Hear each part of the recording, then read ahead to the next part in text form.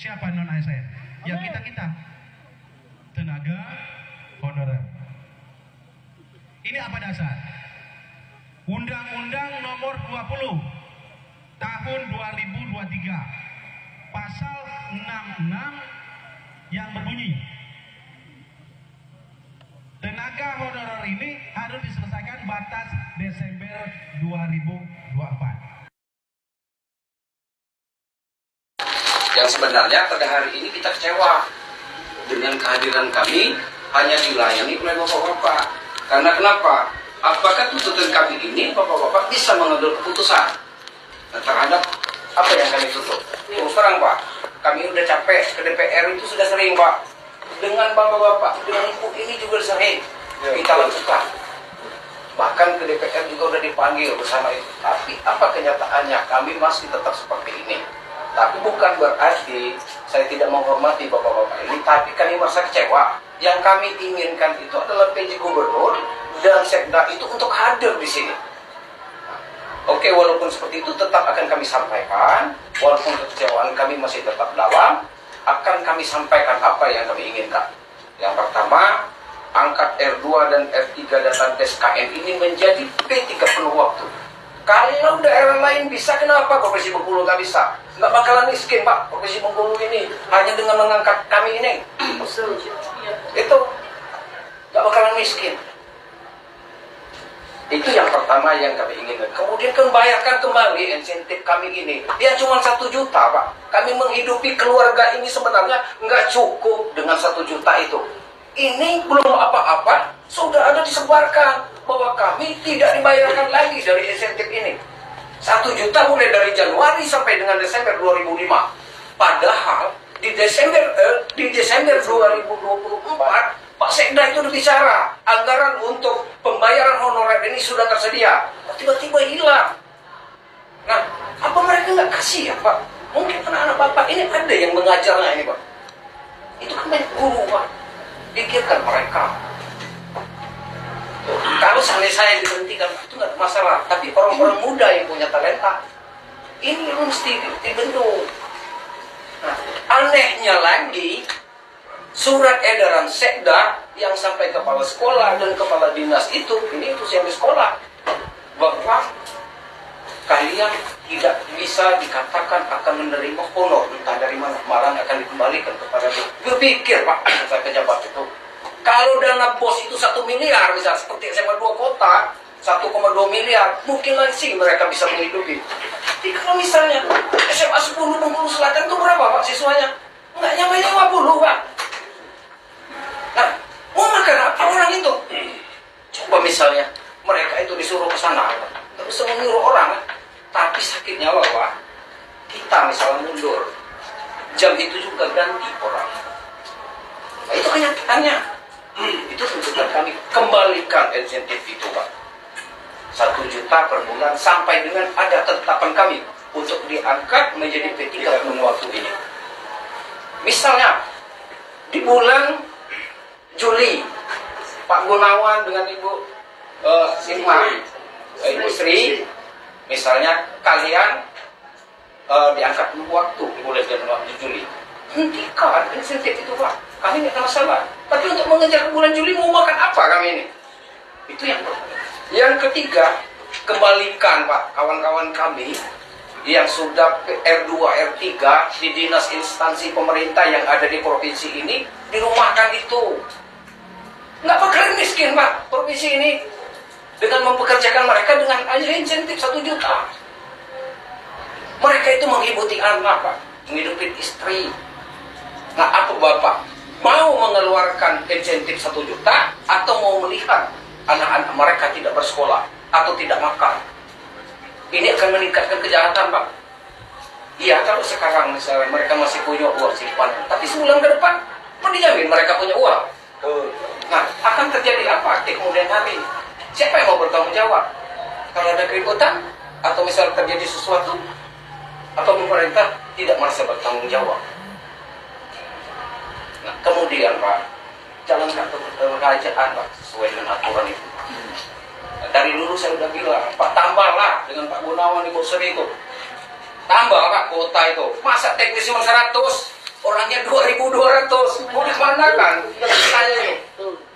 Itu. Hotel bisa, Yang nebung 3.000 nggak ada masalah. Serumah atau anak misalnya, mana masalah? Benteng Lebong satu bos. Masa miskin lah provinsi Bengkulu daripada Rejang Lebong atau mana? APBD-nya besar mana Pak? Jadi di sini letak kekecewaan. Tapi walaupun begitu, kami tetap menghargai Bapak Ibu untuk mendengarkan paparannya tentang bagaimana nasib kami ke depannya.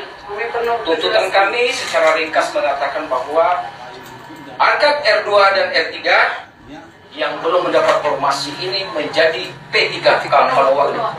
Karena kami akan berlanjut pada 3 Februari di Istana Negara. Maksud saya, sebelum Bapak yang menjadi pejabat provinsi ini dimalukan, berpikirlah dulu. Kalau misalnya nanti Kemendagri, kami ikuti Pak. YouTube siaran langsung, Pak Julkan bersama Kemendagri, Kemenpan RB, kami ikuti.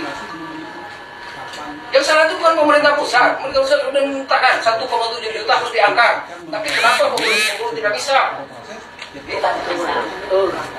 Bayarkan kembali insentif yang sudah dikatakan surat edarannya sudah sampai ke sekolah dan universitas akan dihentikan.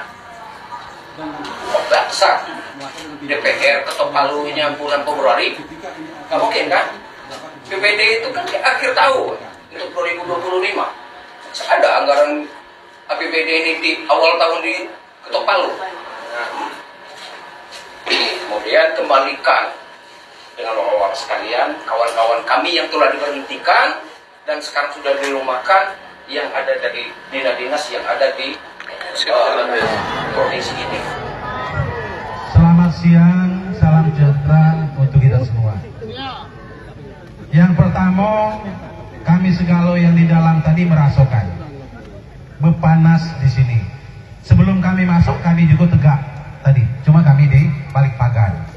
Itu. Yang kedua, saya ingin menyampaikan permohonan maaf daripada Pak PLT Gubernur. Karena Bapak siang kemarin ini dipanggil ke Jakarta. Jadi sedang melaksanakan tugas. Jadi tidak bisa hadir di tengah-tengah kita semua. Yang kedua, Pak PJ Sekda, begitu juga sedang ada tugas yang tidak bisa diwakilkan, maka turunlah ke Kabat Kepegawaian. Ya, ada rusuh. Memang kenyataannya boleh dicek di penerbangan, di bandara.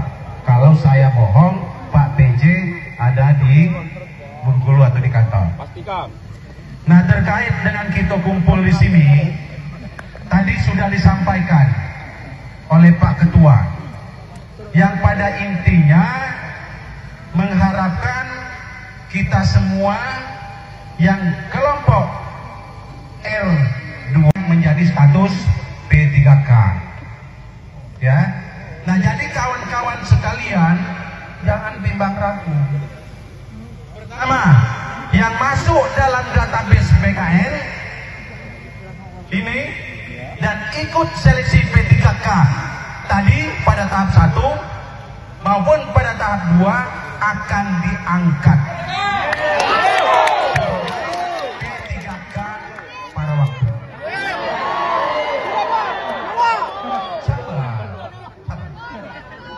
Karena kenapa? Baru tanggal 13 Januari kemarin regulasinya baru turun dari Menpan RB nomor 16 tahun 2025 tanggal 13 Januari tentang P3K pada waktu. Nah, jadi kawan-kawan yang masuk dalam database, baik masa kerja yang sudah di atas 20 tahun, 10 tahun, 5 tahun, ini diangkat P3K pada waktu. Dengan catatan nanti yang belum ikut seleksi untuk segera. Hari ini hari terakhir. Jangan sampai datang ke sini daftar P3K belum.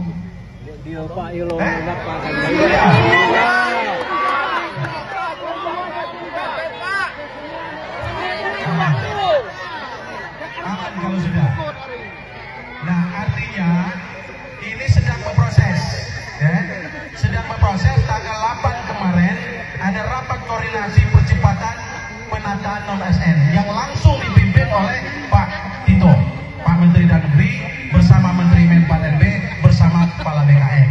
Yang intinya prioritas utama yang masuk dalam database BKN akan diangkat P3K pada waktu.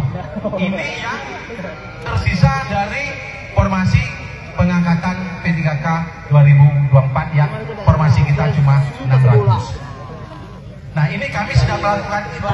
Jadi sedang melakukan pendataan, kita akan usulkan formasi kita, jenis jabatan apa yang dibutuhkan oleh Pemprov.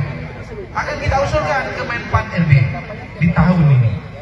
Setelah mendapat penetapan dari Menpan, baru kita akan usulkan NIP P3K pada waktu. Jadi, yakinlah Pemprov dalam hal ini Pak PLT Gubernur akan mengusulkan kita semua untuk diangkat dalam P3K pada waktu. Dan nantinya akan berangsur-angsur atau melihat kondisi keuangan kita akan menjadi full. Ya kan? Itu. Makanya saya bilang Pak, ini nasional.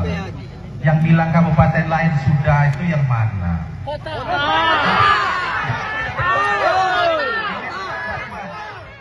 Ya, saya informasikan ini regulasi baru turun tanggal 13. Hari ini tanggal berapa? Berarti baru berapa hari? Nah, yang berikutnya tadi ada tuntutan untuk aktifkan kembali katanya kawan-kawan kami yang dirumahkan. Saya tegaskan pada kesempatan ini, Pak PLT Gubernur tidak pernah merumahkan yang namanya honorer. Surat edaran dari Pak Gubernur ada 3 poin. Yang intinya, 1, Kepala OPD untuk segera melakukan evaluasi kinerja terhadap seluruh honorer yang ada di UPD masing-masing. Menunda perpanjangan sambil menunggu hasil evaluasi. Yang ketiga, tidak diperbolehkan mengangkat honorer baru. Itu yang ada. Hero, hero, hero, hero, hero, hero, hero, hero.